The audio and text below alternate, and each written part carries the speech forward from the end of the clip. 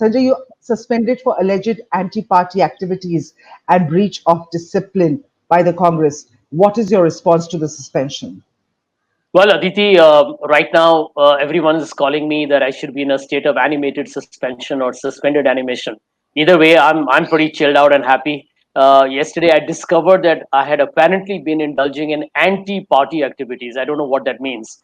If telling the party how to strengthen internal democracy is blasphemous, then yes, I'm guilty. If advising the party as to how to improve its organizational structure to take on the mighty, formidable BJP is sacrilege, then yes, I am guilty.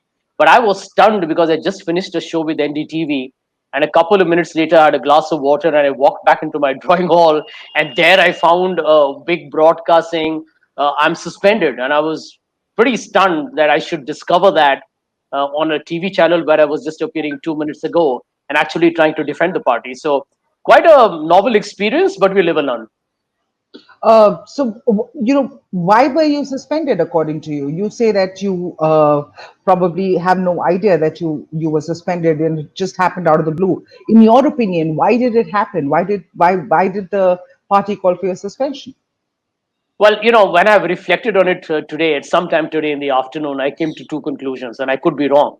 But my hunch seems to indicate that I spoke quite explicitly and vocally in support of Sachin Pilot. Uh, I'm probably the only person who took a open call in saying that Mhm. Sachin Pilot should have been made the chief minister in 2018 itself, or the fact that even today the ideal solution is to make him the chief minister and get on with business in Rajasthan.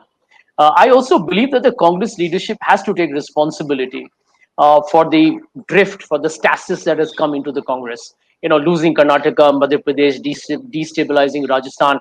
All this is an act of political harakiri. So I have been questioning the Congress political leadership, and I do believe that we need to do that because we are passionate uh, persons who believe in the Congress ideology. And if you're not questioned in your own establishment, the only people who can question you is the media and the BJP, which the Congress doesn't want to hear.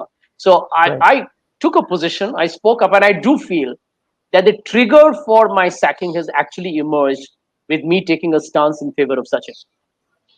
Your stance in favor of Sachin, but there is an Ashok Gehlot back there in Rajasthan who in Jaipur, he has 100 MLAs standing by his side today.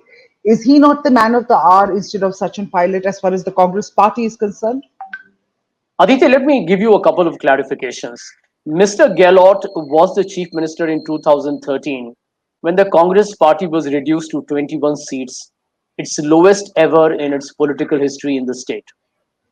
Between 2013 to 18, it is Sachin Pilot, as the president of the state unit, who travels over 5 lakh kilometers. I'm not joking, over 5 lakh kilometers, the length and breadth of a very complex and a difficult state, and helps the Congress to rise from 21 to nearly 100 seats and form a government. What happens? The Congress leadership chooses Mr. Gehlot to become a chief minister for the third time when there was an opportunity to let a young Sachin Pilot experience governance and political administration. Now, let me tell you where the legislators' issue is concerned that you asked me. Once the High Command said that we are choosing Mr. Gehlot as the chief minister, what do you think are the legislators going to do?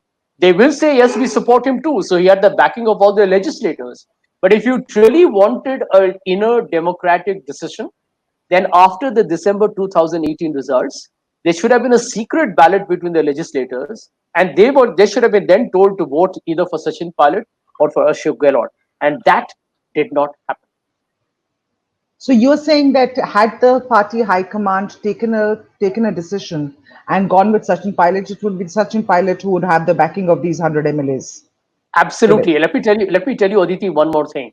There is this whole canard being spread by a couple of people in the Congress, my fellow colleagues, because I have not been expelled yet from the party. Thank God for small mercies. Maybe after your program, even that distinguishing feature may happen.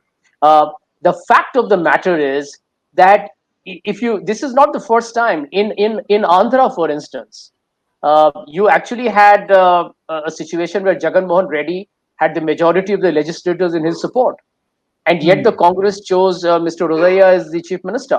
So, I think we need to get these facts right. This has not happened for the first time; it's happened before. So, if the Congress High Command, probably at that point, Mr. Gandhi, who was the Congress president, had backed Sachin Pilot would have been the chief minister, deservedly so.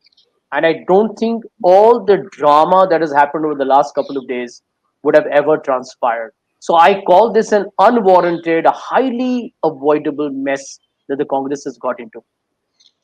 What is going to be the impact of Sachin Pilot's exit from the party, according to you?